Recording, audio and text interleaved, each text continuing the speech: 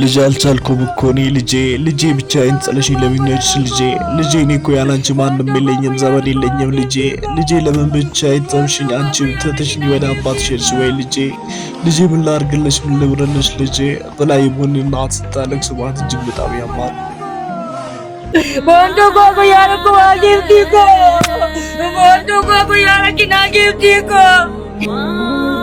Nalago ito paketi nalago nagkamuna nalago ananya to gifti ko. ኮሜዲያን እሸቱ መለሰም ደግሞ ምንም ሆናችሁ ኖሩ ሌባም ሆኑ ሱሰኛ ሆኑ ምንም ነገር ሆኑ ነገር ግን አትሞቱ እባካችሁ ወጣቶች አትሞቱ በማለት በእንባ በመተናነቅ መልእክት አስተላልፏል። በእናታችሁ አትሞቱ በቃ የፈለጋችሁት ሁሉ ሱሰኛ ሆኑ ሌባም ሆኑ ዘማዊም ሆኑ በቃ ወንጀልም ስሩ በቃ ግን አትሞቱ በእናታችሁ። በማህበራዊ ሚዲያ ላይ የምናውቃት ብርቷ ፋሲካም ደግሞ ቦኒ ምነው ቸኮልሽ ለምን ቸኮልሽ ቆም ብለሽ እግዚአብሔርን ብትጠብቂ እሱ በራሱ ጊዜ ይመጣ ነበር እሱም መጠበቅ ነበር የሚሻለው ትላለች። ቢመሽ ለምን እድሜ ቢያልፍ እንዲህ ነበር እምለው እኔ እጠብቅካለሁ እንደማትተወኝ አንድ ቀን ታየኛለህ እጠብቅካለሁ ነበር እምለው። ጠብቁት እሱን መጠበቅ ነው እንጂ እንዴት ህይወት ራሳችሁ ላይ ትፈርዳላችሁ? የምን ራስ ማጥፋት ነው? የምን ተስፋ መቁረጥ ነው? እውነት ክርስቶስን እሱን ጠብቁት ይመጣል። አንድ እህትም ቦኒ ትክክል ነው ያደረገችው እኔም የሷን ፍለግ እከተላለሁ ይሄ ህይወት በጣም ይመራል ሞት እረፍት ነው በማለት በማህበራዊ ሚዲያ ላይ በለቀቀችው ቪዲዮ አነጋጋሪ ሆናለች። ሞትም እረፍት ነው ወላሂ ቦኒ ትክክል ነገር ነው ያደረገችው። በቃ ኖሮ ከመሰቃየት ሞት መገላገል። እንደምታውቀው ቦኒ ከሞቷ በፊት በተደጋጋሚ ስለባሏ እኔ ካለሱ መኖር አልችልም ብላ በግልጽ ተናግራ ነበር። ነገር ግን በሞትች ዕለት ለምን ስለሱ ስም አላነሳችም?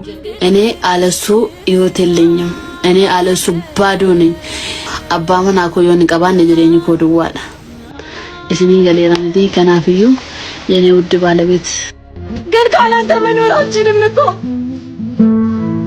ካላንተ መኖር አልችልም እኔንም አብረው ዘዴ በቃ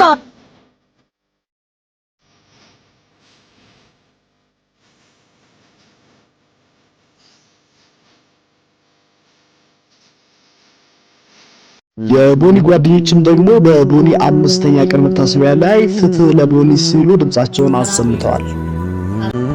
Ugano politikeenya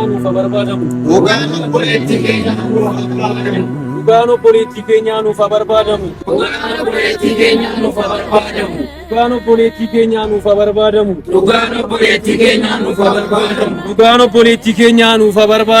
Ugano politikeenya nuuf barbaadamu.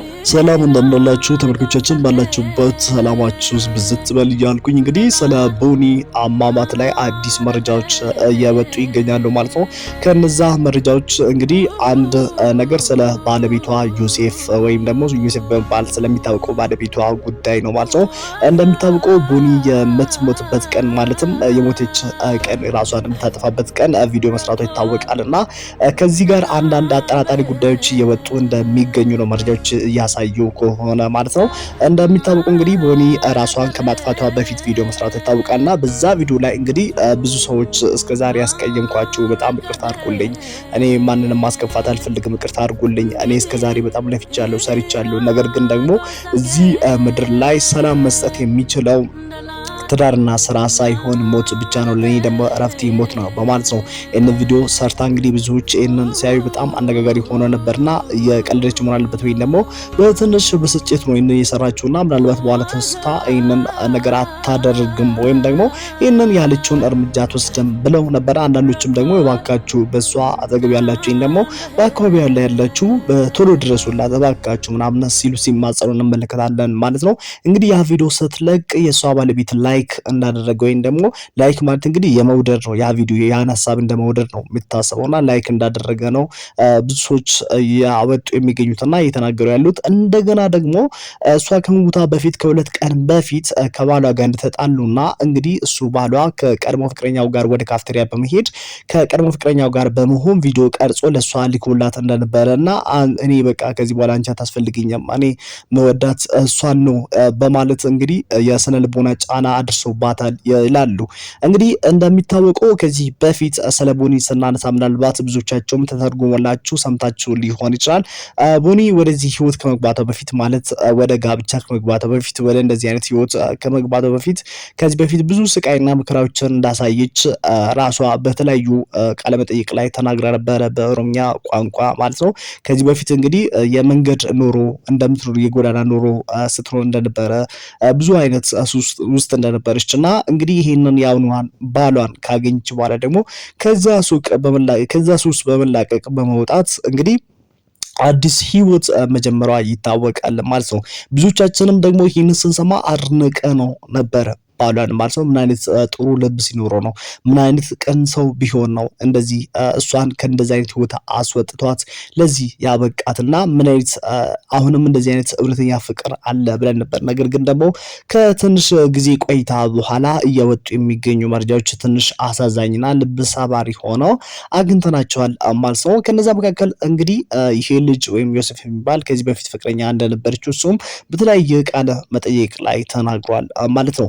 አንድ ጊዜ አንድ የገላንጃ ለሚባል ፕሮግራም ወይም ደግሞ ገላንጃ ለማለት የፍቅር ሐይቅ ወይም ደግሞ የፍቅር ባህር የሚባል ፕሮግራም ላይ ቀርቦ አንድ ጋዜጠኛ ሲጠይቁ እንዲተዋወቃችሁ ስትለው ስራ ትውቃችሁ ሁሉም ነገር ካስረዳ በኋላ ግን ፍቅረኛ እንደነበረችው ማለትም እኛ በእንግሊዝኛ ኤክስ ብለን የምንጠራው እንደነበረችውና እንግዲህ ሁለቱም ቦኒም ቀድማ እንደወደደችው እንግዲህ እሷን ተጣልቷት ነበር። ያቺ የቀድሞ ፍቅረኛው ከተጣላ በኋላ ነው ከቦኒ ጋር ተዋወቀው።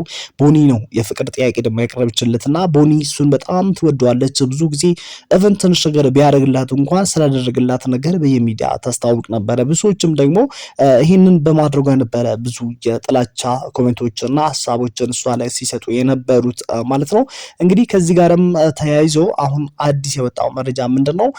በዛን ቀን በሞተች ዕለት ለምን ስለ ባሏ ብዙ ጊዜ በየሚዲያ ላይ በየፕሮግራም ላይ ባሏ እንደምትወድና ለሱ ምንም ነገር እንደምትሆን ነው በዚህ ቪዲዮ መግቢያ ላይ እኔ አሳይቻቸው እንደነበረ እኔ ያለ ባሌ መኖር አልችልም፣ ባሌም በጣም ነው የማፈቅረው፣ ባሌ ማለት እኔ ሁሉም ነገር ነው ስትል እናስተውላለን ማለት ነው። በሞተች ቀን እንዴት ግን እሱን የምታፈቅረውን ባሏን ሁሌም ከአፏ ከእንደብቷ የማታጣዋን ባሏን እንዴት ስሙ ማንሳት አልቻለችም የሚለው ነገር ለብዙዎች ጥያቄ ይፈጥሯል ማለት ነው። ምንም አላለችም። ያስቀየምኳችሁ በጣም ይቅርታ አድርጉልኝ ብላለች። እስካሁን ያስቀየምኳችሁ በጣም ይቅርታ አድርጉልኝ። እኔ እዚህ ምድር ላይ በጣም ስራ ሰርቻለሁ፣ አይቻለሁ። ስራም እረፍት አልሆነልኝም፣ ጋብቻም አላሳረፈኝም። ለኔ እረፍት ሰላም መሆን የሚችለው ሞት ብቻ ነው ብላለች። ለምን እዛ ጋር ጋብቻ አስገባች? ጋብቻ ላይ ለምን ተስፋ ቆረጠች? ትዳሯ ላይ ለምን ተስፋ የቆረጠችው? ስለዚህ በእሷና በባሏ መካከል የተፈጠረ ግጭት ነበረ ማለት ነው። እና ብዙዎች እንደሚናገሩ ከሆነ ማለትም የቅርብ የአይን እማኞች ወይም ደግሞ የቅርብ ወዳጆች ስለነሱ የሚያውቁ እንደሚናገሩ ከሆነ ከዚያ ከመሞቷ በፊት ከ3 ቀን በፊት ተጣልተው እንደነበሩና እሷ ተስፋ እንድትቆርጥና እንደማይፈልጋት ነግሯት እንደነበረና ከቅርቡ ፍቅረኛው ጋር ሆኖ ቪዲዮ ልኮላት እንደነበረ ነው። ይሄ ጉዳይ ደግሞ አሁን አንድ ሰው ራሱ እንዲያጠፋ በማድረግ ወይም ደግሞ ምክንያት በመሆን ይሄ ባሏ እንዲጠየቅ ያደርጋል ማለት ነው። እዚህ ጋር በጣም የሚያሳዝን ነገር እና የሰውን አንጀት የሚበላ ነገር ጉዳይ ምንድነው?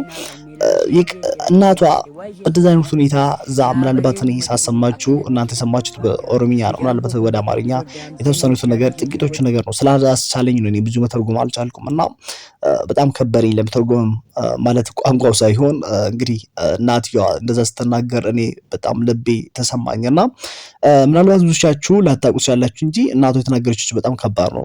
ቦኒ ለሷ ብቸኛ ልጇ እንደሆነች ብቸኛ ልጇ ማለት እሷን የምትረዳ የምታግዝ እሷ እናቷ በታመመች ጊዜ ለሷ ቶሎ የምትደርስ ፈጥና የምትደርስላት ቦኒ ነበረች። ሁሉም ነገሯ ቤት ቦኒ እንደነበረች በጣም የሚገርመው ነገር ደግሞ እቺ እናት እንግዲህ ያለ አባት ነበረ ቦኒ ያሳደገችውና አንቺ ወደ አባት ሄድሽ ወይ ለምን ብቻዬን ተውሽው ብላ ስታልቅስ እንግዲህ ስታለቅስ እጅግ በጣም ልብን የሚነካ ጉዳይ ነው። ለኔ በጣም አላስቻለኝም እና አሁንም እኔ ማለት የምፈልገው ነገር ፍትህ ለቦንና ቦን እንዴት እንደሞተች በደንብ ተጣርቶ ጉዳዩ በህግ ተይዞ በማስረጃ እንዲወጣና ለህዝቡም ደግሞ ይፋ እንዲሆንና ልባችን እንዲያርፍም ፈልጋለሁ ላለው እናንተም ደግሞ ያላችሁን ሀሳብ አስተያየት በኮሜንት ሴክሽን ወይ ደግሞ በሀሳብ መስጫ ሳጥን ላይ እንድትጽፉልኝ ፈልጋለሁ። ሰላም ሁኑልኝ።